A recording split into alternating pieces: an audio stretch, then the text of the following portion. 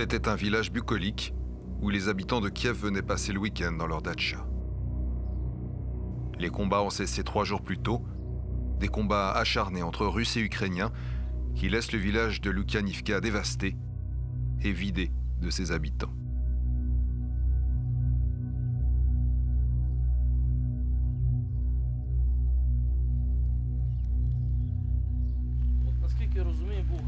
Nazari et sa brigade de l'armée ukrainienne viennent d'arriver sur place après 1 mois d'occupation russe, visage consterné.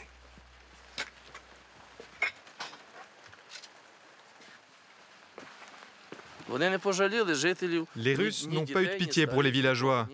Ici, derrière moi, il y avait la maison d'une famille ukrainienne. C'était beau. Ils devaient imaginer leur futur, avoir des rêves. Mais les Russes sont venus avec leurs chars et tous les rêves sont devenus des ruines.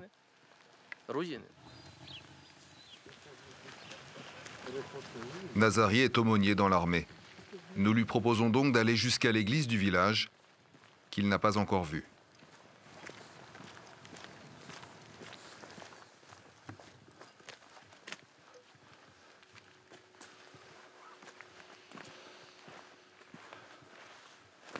L'église n'a pas survécu au duel des canons russes et ukrainiens. Pour l'aumônier, c'est forcément les Russes qui ont tiré. Pour eux, il n'y a pas de différence entre une église et, des chiottes. L'église datait du 19e siècle, une construction de bois qui avait résisté jusque-là.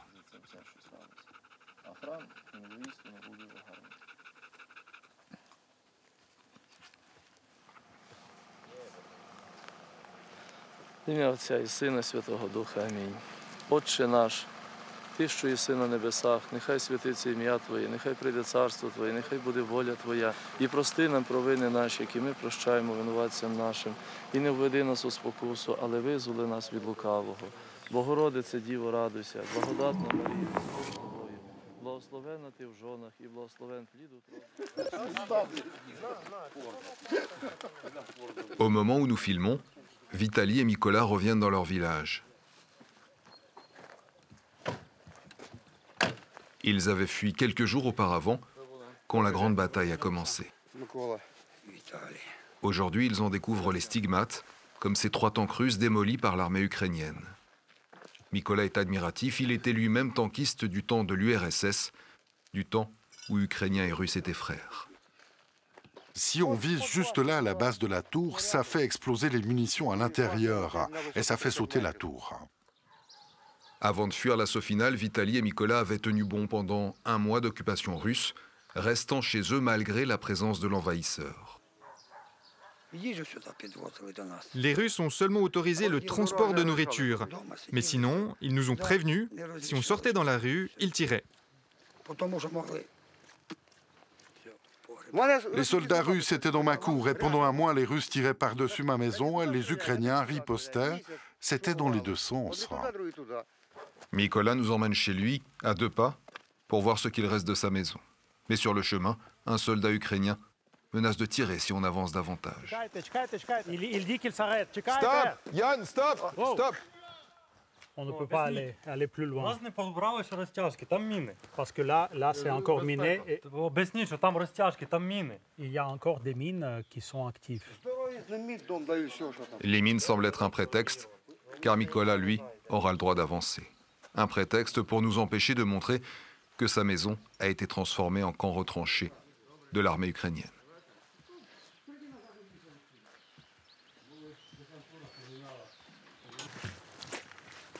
En ressortant, nous tombons à nouveau sur Vitali, qui constate l'ampleur des destructions dans son village. Ici, chez son neveu, les dégâts sont particuliers. On peut suivre la trajectoire du tank qui a littéralement traversé les maisons.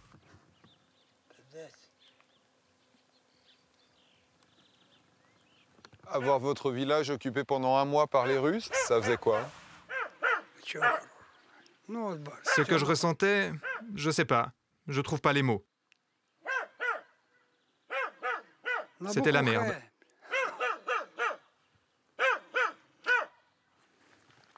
J'ai eu de la chance. Plus de chance que vos voisins d'en face, en tout cas. C'est peu de le dire. C'est le destin. Sa maison à lui n'a eu que quelques vitres cassées. Il nous montre sa cachette, là où il se terrait pendant que ça tirait.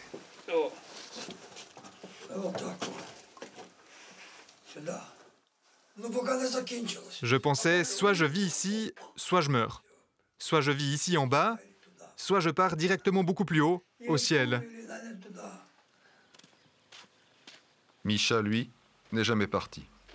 Ce monsieur de 82 ans habite la zone au cœur des combats et il s'est retrouvé seul civil à y rester. Je vous aurais bien offert un peu de jus de boulot, mais j'ai déjà tout donné aux soldats ukrainiens.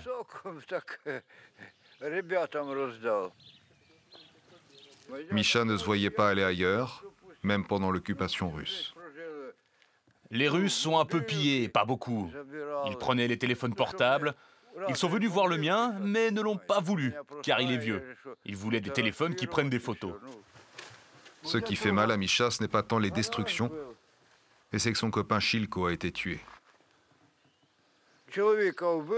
Il est sorti dans son potager. Il a été tué par les Russes. Sa femme ne l'a trouvé que le lendemain. Un soldat nous interrompt. La zone ne serait plus sûre. Il y a les tanks qui arrivent, il faut qu'on parte. Il nous ordonne de partir. Un tank russe serait encore à portée de tir. Il y a le char qui va tirer ici. Vite. Il aurait pointé son canon sur le village. On entend encore au loin le bruit des combats par intermittence, mais le tank ne tirera pas.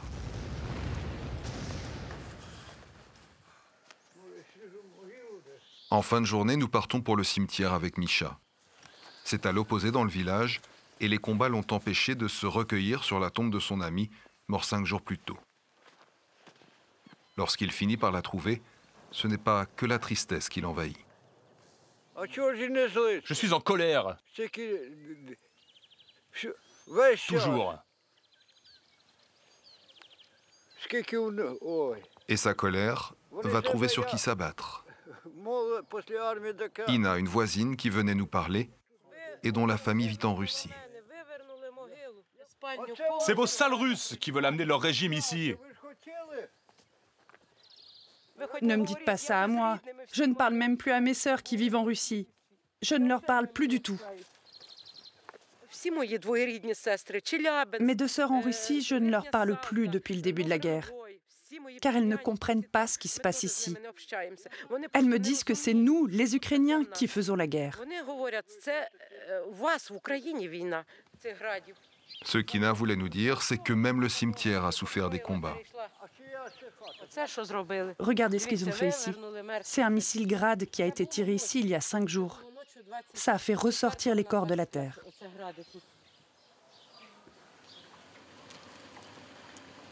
Le lendemain matin, Ina a séché ses larmes et enfourché sa bicyclette pour aller faire le tour du village libéré. Ina retrouve ses voisines. Elle ne s'était pas revue depuis le déluge de missiles. Chacune veut raconter son histoire. Quand les missiles sont arrivés, mon mari mangeait. Moi, j'étais assise dans la cuisine. J'ai prié Dieu pour qu'on reste vivant. On s'est mis à genoux, on a rampé dehors et c'est là où les missiles ont frappé une seconde fois.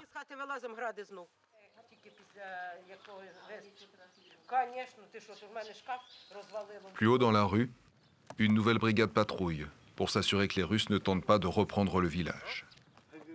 Les militaires craignent une contre-attaque, mais aussi que les Russes n'aient laissé des engins piégés derrière eux. Pour le chef de la brigade, l'occupation russe laissera des traces indélébiles. Je suis persuadé que pour des générations et des générations, on ne sera plus jamais amis. On ne sera plus que des ennemis.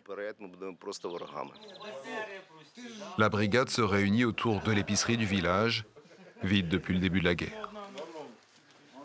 L'humeur est plutôt bonne. La reprise de Lukianivka est une belle victoire sur les Russes, un point stratégique sur la route de Kiev.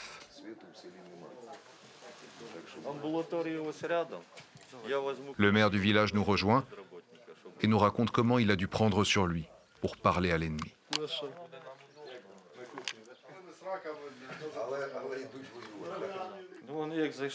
Quand ils sont rentrés dans le village, la première chose qu'ils ont faite, c'est de venir à la mairie et ici au magasin.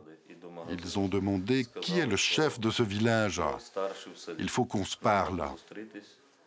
Leur première préoccupation, c'était comment on allait passer le pain aux habitants du village, dans la partie qu'ils occupaient. Et ils m'ont laissé organiser un corridor humanitaire pour que les gens partent. Qu'est-ce que ça faisait pour le maire de la ville de voir sa ville, son village occupé par les Russes?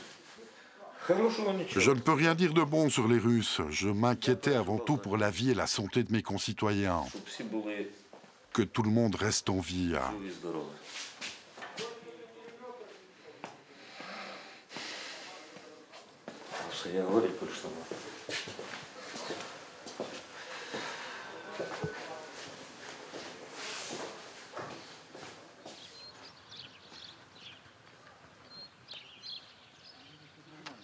Ina continue son tour du quartier et ne va pas le regretter. Le pays se mobilise pour aider les communes touchées par les combats. Il y a ceux qui se battent dans les tranchées. Notre manière à nous de nous battre, c'est d'aider les autres.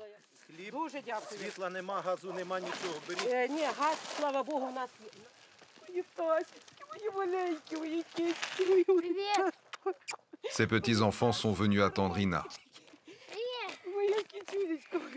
La dernière fois que ces deux-là se sont vus, elles étaient cachées dans la cuisine pendant qu'un missile traversait le salon. Lisa, 8 ans, et sa grand-mère ont filé se réfugier à la cave.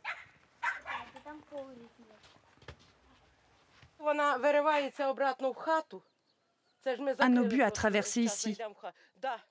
Ici. Et un deuxième s'est planté là. J'ai eu peur. Ça volait. J'ai vu les éclats. Ça faisait boum boum. Avant, quand ça passait au-dessus de nos têtes, j'avais peur. Mais maintenant, les explosions sont plus loin. Pour ces enfants, la menace de la guerre paraît déjà presque loin, malgré les détonations, malgré les combats qui continuent à quelques kilomètres.